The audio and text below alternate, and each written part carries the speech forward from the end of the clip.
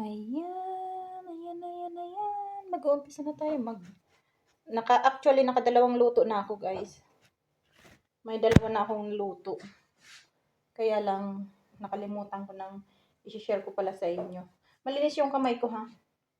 Malinis yung kamay ko. Tsaka malinis din yung mga patungan na yan. Yan. Ito yung paggawa ng empanada de chili. Pino, guys. Pino. Empanada pino. Lagayan ng dalawang hiwa ng itlog. At isang olive oil. Olives. Hindi pala yan. Ay! Nahulog na. Diyos me. Yan. At, ayan. Make sure na sarado siya. Para pagka pinagprito mo siya, guys, hindi siya, hindi siya bubuka.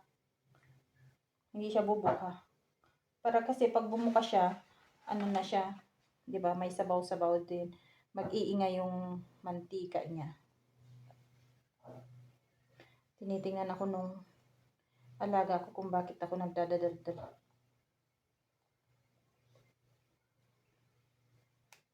Yan siya. Bakit ito?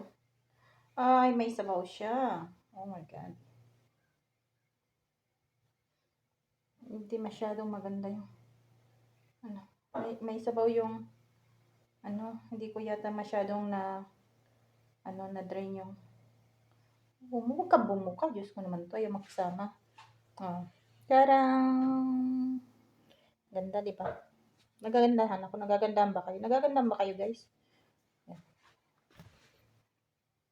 Umuo na lang kayo kahit hindi. Yan. Dala-dalawa yung pag-fry kasi dalawa yung kasya dun sa kaldero. Nga pala, guys, mapapansin nyo yung mga gamit namin, no, mga lumang-luma. Kasi dito kasi sa amin, sabi ko nga sa inyo, yung amo ko, hanggat mapapakinabangan niya siya, hindi siya bibili ng bago.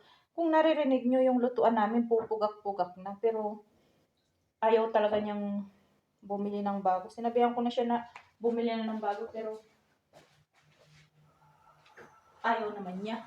Kaya minsan, din ako pagka magluluto na kasi yung mga kaldero namin, mapapansin nyo, mga lumang-luma na, pero hanggat kasi hindi pa yan butas at mapapakinabangan, hindi yan bibili yung amo ko ng bago. Ganon siya, kaya siguro sobrang yaman nila. Kasi ganon sila. Pero kung may mga offer, yun. Kaya kung ganyan naman yung amo mo, magpapasosyal ka pa ba? Kung ganun, kung mismo yung amo mong sobrang yaman na hindi mo makitaan ng kasosyalan. Kaya, siguro kasi mas lalo din silang yumayaman kasi ganun sila. At saka napaka-humble nila, hindi sila mapagmataas na tao. Lalo na yung mga alaga ko. Kaya, eto na yung nagawa ko, guys. Dalawa na siya. So, ilalagay natin siya sa mantikang mainit na mainit. No? Hindi ko rin alam. Hindi ko alam kung paano i-back yung camera. Diyos ko. Hindi ko alam. Kaya, ito naman, tiyagaan nyo na to. Ganito, ilalagay natin siya ng ganyan. Yung dalawa. Ito yung sinasabi ko sa inyo. Tingnan nyo naman yung luto namin. Lumang-luma, diba? Pero, kasi hanggat nagagamit at walang butas, fight lang yan si Busing. Gamit lang yan. Hindi pa yung bibi. Ito nga, ingay-ingay na yan ang aming luto eh. Hindi pa niya palitan eh. Ayun na, may naluto na akong dalawa, guys. Dat pala, marami yung mantika. Kahit dyan sa Pinas, makakagawa kayo ng ganito. Try nyo. Ayan. Pag-uwi ko nga, gagawa din niya ako dito. Ito palang mantika namin, guys. Ano to? Coconut oil. Kasi, kahit naman siya ganun, pagdating naman sa pagkain, talagang gumagastos siya. So, mga gamit lang sa bahay siya madamo. Pero, pagdating sa mga food, talaga namang gagastos siya. Ganun. Kaya, mag-ano na ako dito, mag-3 taon. So far naman naka-3 impake na ako. Pagka kami nag-away, ako yung nag-impake. lagi akong palaya sa kanya. Pero tinatawagan naman na ako, pinababalik. Kaya yun, nandito pa rin hanggang ngayon.